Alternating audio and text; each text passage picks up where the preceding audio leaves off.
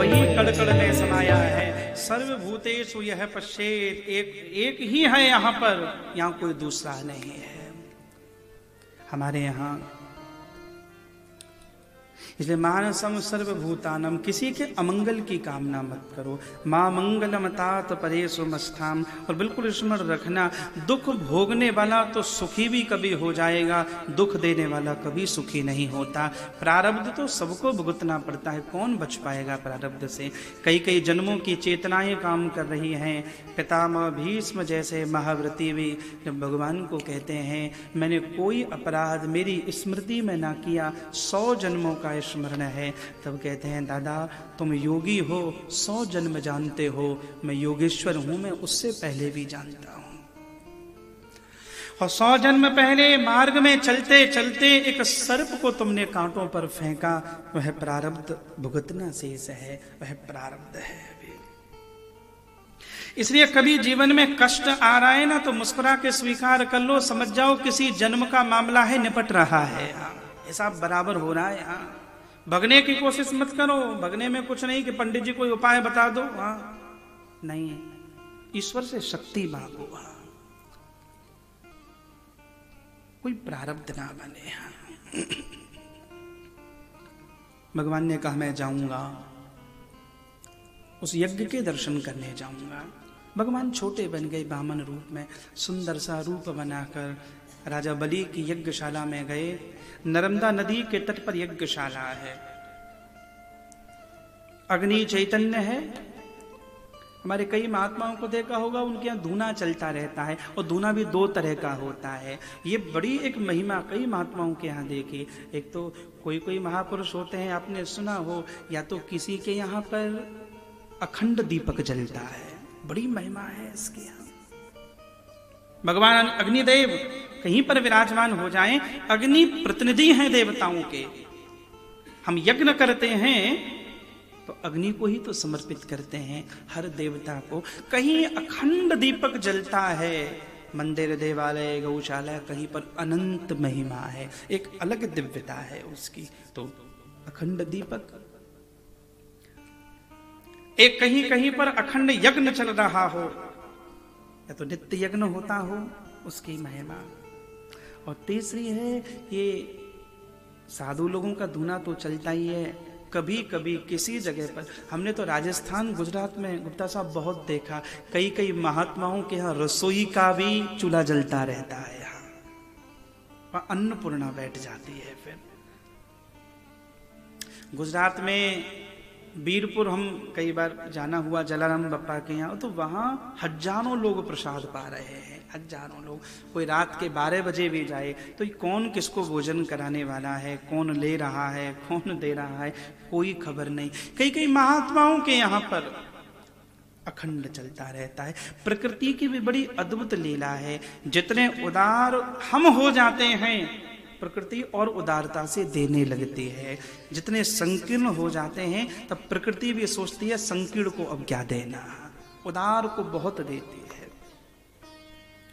भगवान पहुंचे द्वार पर, और द्वार पर जब द्वारपालों को कहा कि मैं एक ब्राह्मण हूं, मांगने आया हूं, लेकिन मेरी शर्त यह है मैं तुमसे नहीं लूंगा, राजा बलि देंगे तो लूंगा।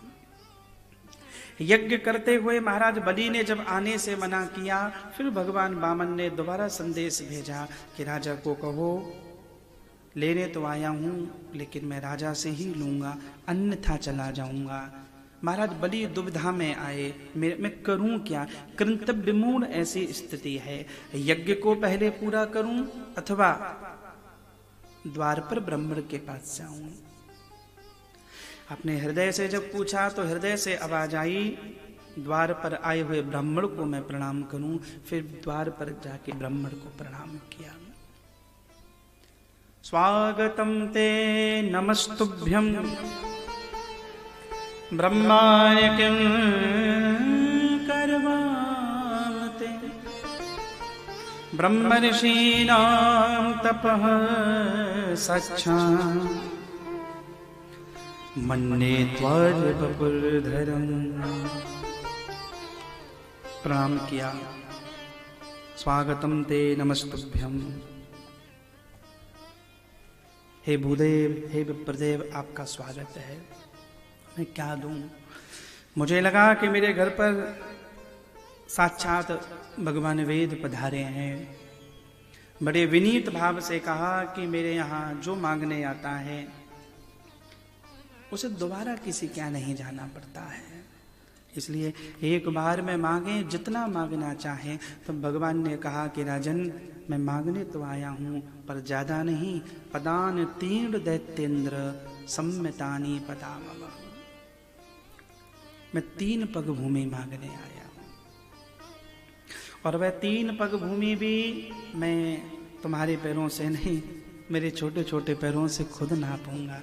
तब राजा बलि को लगा ये तो देखने में ही छोटे नहीं, ये तो वास्तव में ही छोटे हैं। तब कहा भगवान, 3 पैर में तो आप स्वयं ना रह पाओगे, आपका घर, आपका परिवार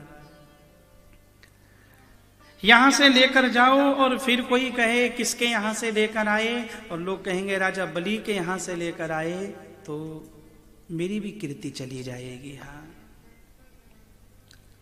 सही बात यह है, जो लेने देने का ये मामला चलता है ना, एक लेता हुआ प्रतीत होता है, एक देता हुआ प्रतीत होता है। एक को संग्रह करके सुख मिल रहा है, एक को विसर्जन करके सुख मिल रहा है। जो अपने घर में ले जाएगा वो भी सुखी है, जिसने दे दिया वो भी सुखी है। दातव्य मिति यद दानम, भोजन करते समय भोजन करने वाला ही तृप्त नहीं होता, कराने वाला भी तृप्त होता है।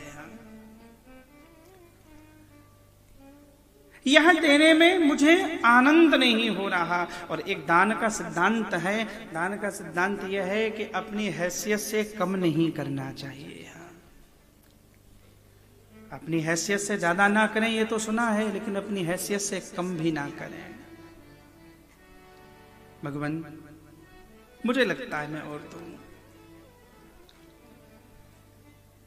न पमान मापुपवृज भूयो याचितुमर्हति, तस्माद वृत्ति करिम भूमिम बटो कामम प्रतीक्षमे। और मांग लीजिए। उस समय भगवान ने बड़ी सुंदर बात कही है। भगवान कह रहे हैं, यदक्षयोपपन्नेन संतुष्टो वर्तते महान, न संतुष्टस्त्भिर्लोकै रजतात्मोपसादितै। भगवान ने बारंबार कहा, प्रभु कहते हैं मैं चाहूं तो बहुत मांग सकता हूं, मैं चाहूं तो बहुत ले सकता हूं, लेकिन न संतुष्टो वर्तते महान। जगत में कोई साधन व्यक्ति को सुखी नहीं करता, संतोष सुखी करता है। और ध्यान रखना, ये दौड़ उसी दिन समाप्त होती है जिस दिन भीतर से आवाज आती है, एक लक्ष्मण रेखा खिंच जाती है। जगत से कौन संतुष्ट हुआ, किसका लेवल ऑफ सेटिस्फैक्शन हुआ, अंत तक लगा रहता है और मिल जाता और मिल जाता और ले लेते, असंतुष्ट रहता है। भक्ति ही संतुष्ट करती है। न संतुष्टो वर्तते महान। हमारे हैं श्री भगवन, हमें किस बात की चिंता।